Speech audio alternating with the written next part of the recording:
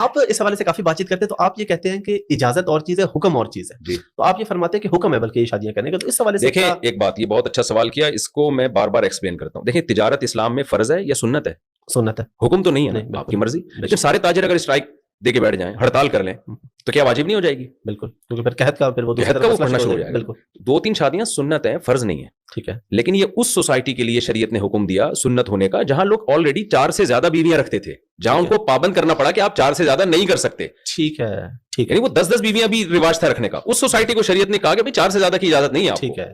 ٹھیک ہے. تو اس سوسائٹی میں جو زیادہ بیویاں رکھنے کی حکمتیں تھیں وہ حاصل ہو رہی تھیں، لہذا اسلام کو مستحب کہنے کی بھی ضرورت نہیں تھی، صرف حلال کر دینا کافی تھا. لیکن پھر بھی ترغیب دی نبی نے کہ نکاح عبادت ہے، مسجد میں کرو، اور اس کی ترغیب دی کہ تاکہ مسلمان لوگ زیادہ کریں یہ کام، دوسری قوموں سے زیادہ حریص ہوں، اس کے اچھے نتائج نکلیں، سوسائٹی میں برائی ختم ہو، اور جو ضرورت مند خواتین ہیں ان کی کفالت ہو.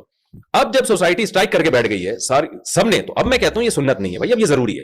اس کی مثال ہے جیسے ایک شادی بھی لازم تو نہیں ہے نا، لیکن کسی قوم میں ایک کا رواج ہی ختم ہو جائے تو فرض ہو جائے گی پھر. تو آپ اس کو اس حیثیت سے نہ دیکھیں کہ یہ ایک سنت عمل ہے، اس حیثیت سے دیکھیں جب ساری قوم چھوڑ دے پھر کیا سنت ہے یا نہیں ہے.